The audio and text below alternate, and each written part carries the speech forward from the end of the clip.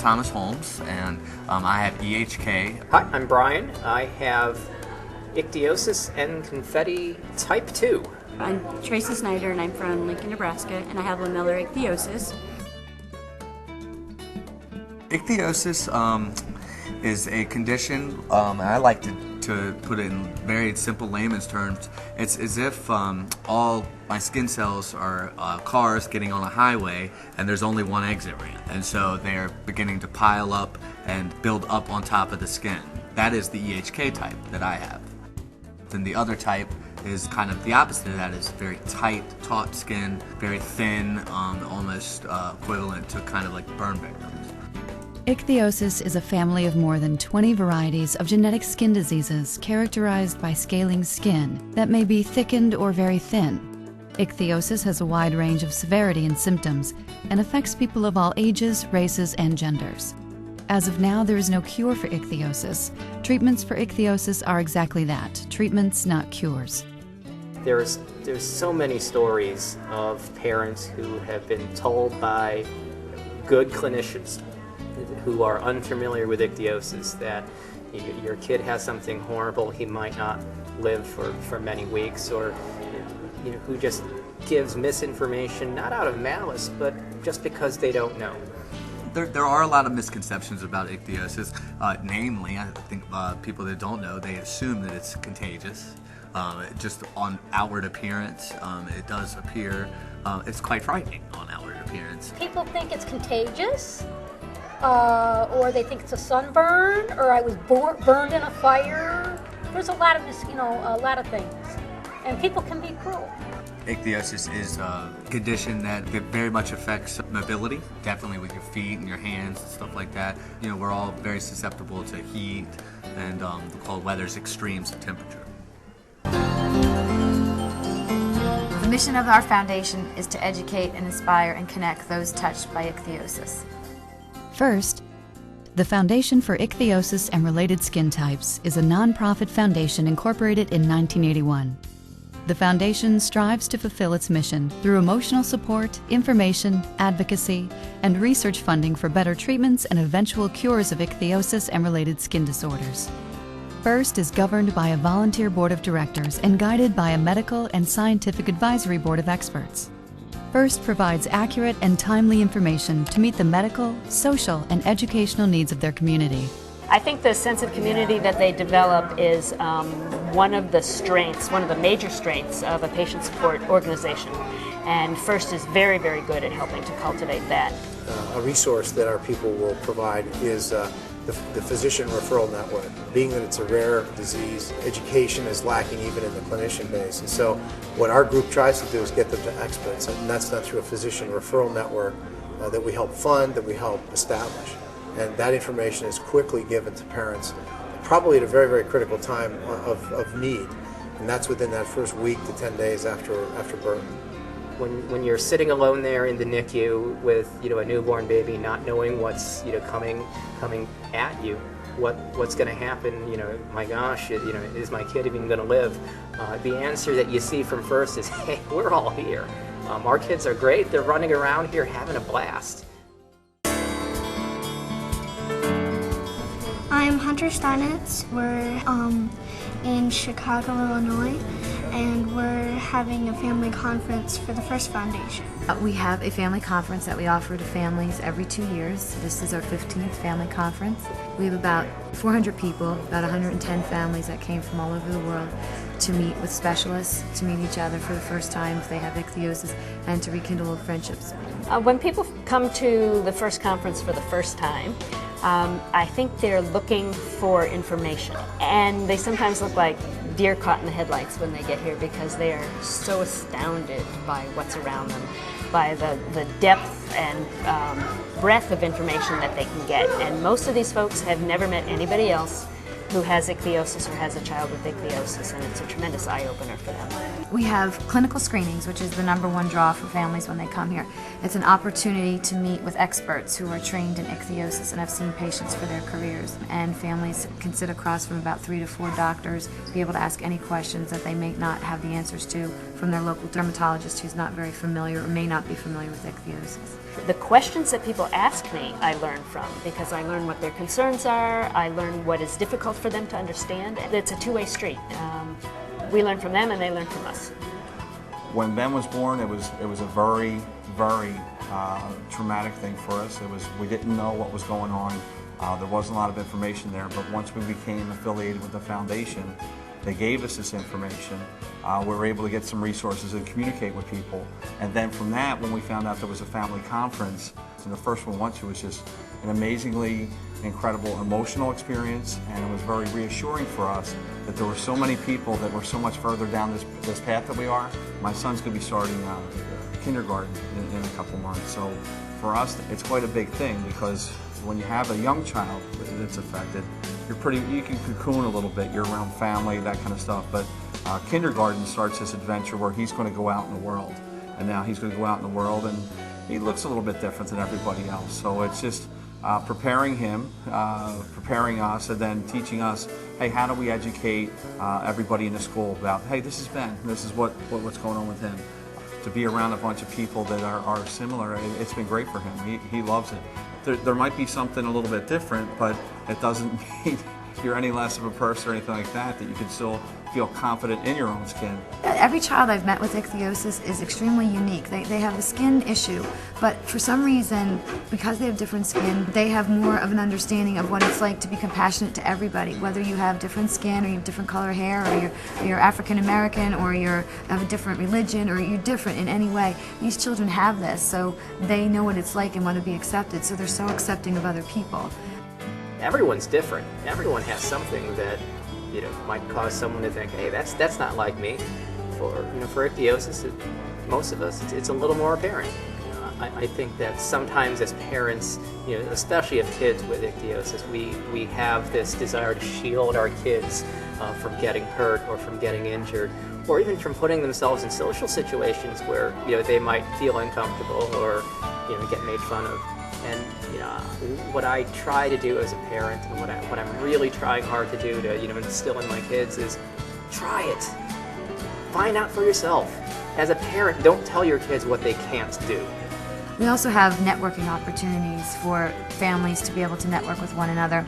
We have breakouts for moms, just to sit with moms and talk about the trials and tribulations that they've gone through, giving birth to a child with ichthyosis, learning about the disease, understanding what the future has in store for them.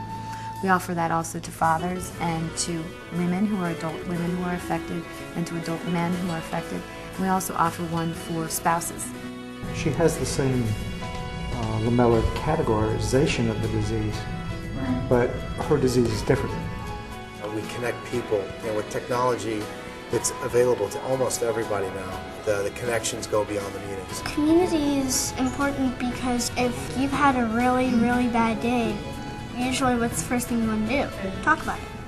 And if you're with a group of people who has absolutely no idea what you're talking about, what's the point?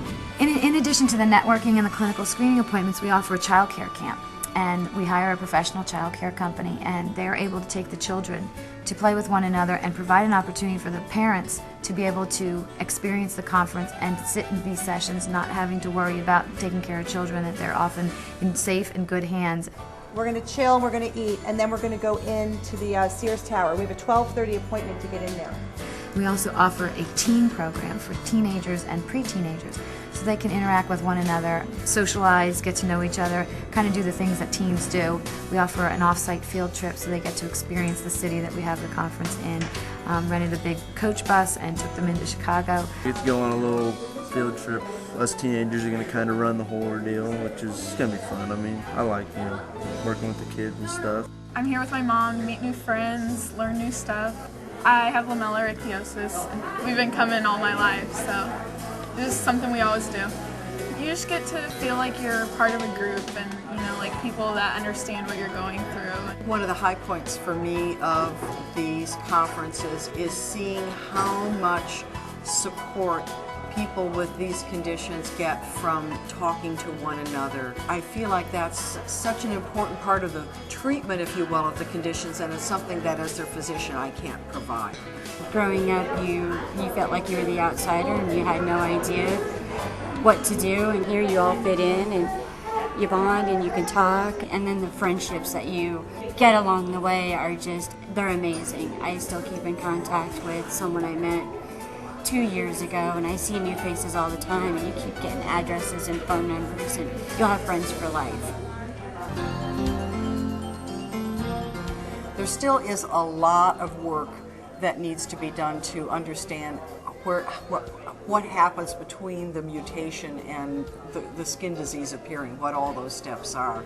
And as we understand those steps better, I think more creative ideas about how we can treat them better and hopefully even cure them will come forward. Our goal of the organization in the future is to expand our programs and services, to be able to offer more information, more useful resources to our members, expand our family conferences, and quite possibly regionalize some of our organizations so that we can offer these family conferences not every 2 years, perhaps, but maybe once a year, every 6 months, these families can get together. I think the future goals are to continue to meet members' needs, and in our case it's people affected with ichthyosis. We'd like to have an endowment so that we can fund the best and brightest dermatology researchers that are focused on us, because if we don't focus on ourselves, no one will do that for us. The only way that FIRST and scientists and doctors are going to be able to if not find a cure, at least find a way to manage ichthyosis better than it's managed now, is by funding. We're on the horizon of some really great things to happen for patients with ichthyosis as far as research and as far as support and program services. I've met these families, I've met these children, and they're wonderful people, and I think they deserve an opportunity to live a better life. And so if I can move this organization forward and take them to a level where we can actually have huge impacts in their lives, then that makes me feel good personally, but it also helps the families. One of the more attractive parts of investing in FIRST is it's a very professionally well-run organization, number one. Your money will be put to great use by not only the board of directors, but our significant medical and scientific advisory board. And number three is, if you were to look at the spirit and the confidence that these kids show, I think that you would agree your dollars at this organization can make a huge difference. I think the kind of advice I give to new families is you're not alone in this. There's a lot who've gone before you, and there's a lot of experience to be shared, and don't feel like you're on the moon by yourself here. And you may have to reach out to communicate with those folks, but do so because it'll be to the benefit of your family and your children. It surprises you when you have this condition what you can do and what you're able to do, and the older you get, it seems like the easier it is. When you leave the conference, you build these friendships, you're networking, you're here for 3 days, you feel really good. As soon as you break away from the conference and you go back to your daily life, you go back to your local community, you go back to school where there's no one with ichthyosis, I'm hoping that they take back with them that they're not alone, that they have friends, there are people in this country that are going through the same things they're going through, and with modern technology they can stay in communication with them and be able to offer support to one another. It's just making those connections and talking to other people and realizing that you're not alone. We're doing okay, we're managing it, and there is hope, and you can do this. I know everybody's situation is different, but hang in there and just do your best. If you have the right attitude and you surround yourself with the right people, there's no doubt that you can live a wonderful, prosperous life with ichthyosis. The thank yous that we get every day in our office from people are just amazing. And it could just be a referral to one other person. And to us, it was just giving a phone number and a name. But to that person who's receiving that phone number and that name is life-changing. It's an instant connection. It really is incredible that when you get around these people and you start talking, it's like you've known them your whole life. We have this thing in common that not a lot of people know about. We've been through it. We do it. And it may seem bad, but it isn't that bad. And we've all grown up and gotten married and have jobs, and hopefully we're doing pretty good. And our kids look like they're doing pretty good too, and your kids can be like that also. I mean, I'm happy with my life. And I met a man about 10 years ago. We started going out about 8 years, and then we've been married going on 3. I've learned that I can do anything I want to do, and I can even do it by myself if I have to. I can be whoever I think I can be, whoever I want to be. It's just I can't let my skin disorder define me. I mean, sure, it's a defect, sure, it's a setback, but I can't let that get in the way of what I want to do with my life.